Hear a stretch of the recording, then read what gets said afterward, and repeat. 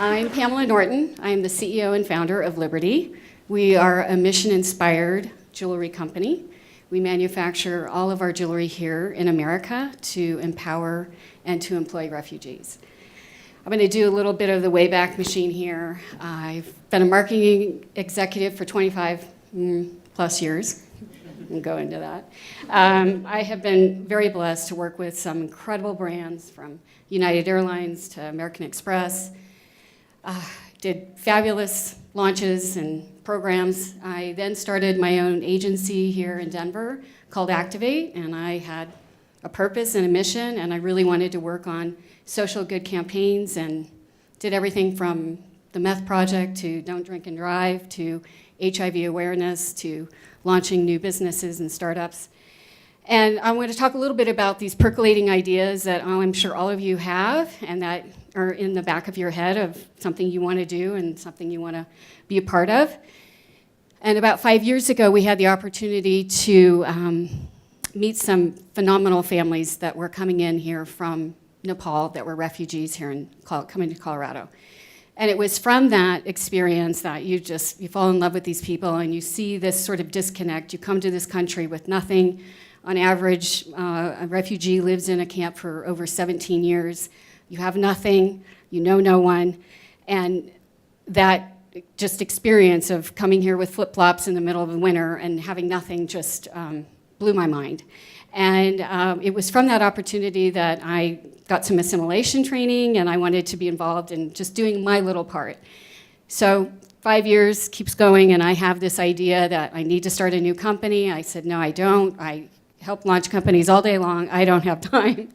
And those ideas keep coming. And I had 2 ideas for the business and I never told anyone. Never spoke about it, never shared it, but it was there.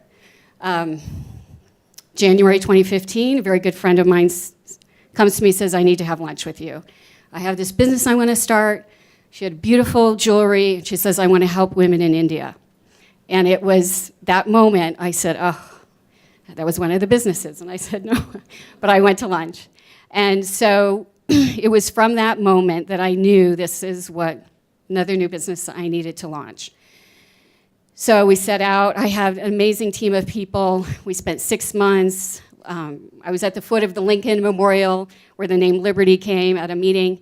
And we worked very hard. We developed this brand, all these new products. We were going to launch on Kickstarter campaign in August of last year.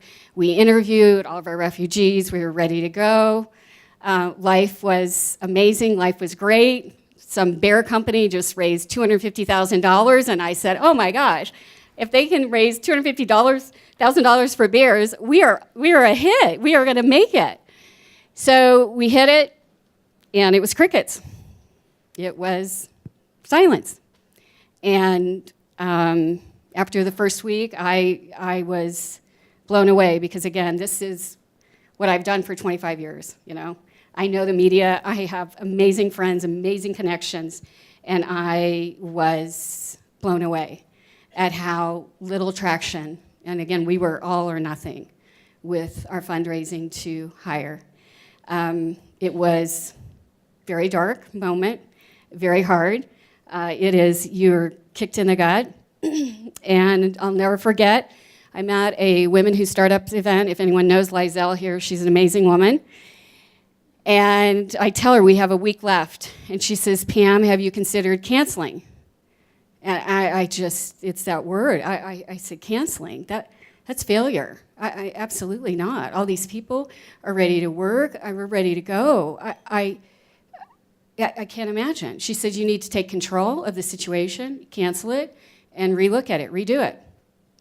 And so it is in that moment when the word vulnerability comes up, because as women, we obviously don't like that word, is really where I think the most profound moment where courage really shows up. And I said, okay, let's take control, let's cancel. And I relooked at everything. Is this what I'm supposed to be doing? And looked at how is our message not working? How is the product?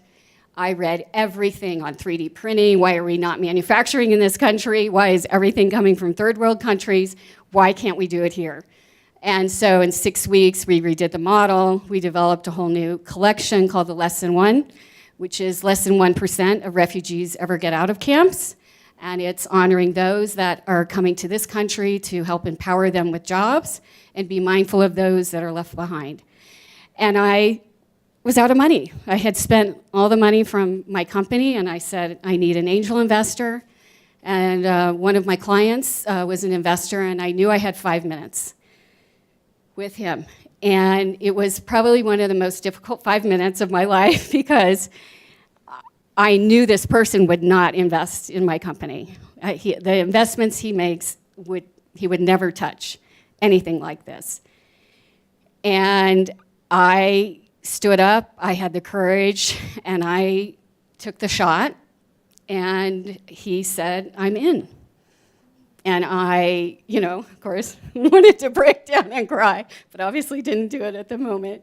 I did later. And it was, again, at that time where you are so vulnerable, you are so down, you are so broken, I think is where really courage does show up. And is this something you're really passionate about? Is this something you really believe in? Because people will see it, and people will follow. And so from that, it did take me 4 months to actually close on the funding, so it wasn't really an easy 5 minutes to secure that. But fast forward, where we are today, we have just onboarded our first employee in Rhode Island. We have one of our manufacturing facilities in Rhode Island, and he's beginning in our apprenticeship program. He comes from Colombia, and his story is pretty unbelievable. It's pretty heartbreaking.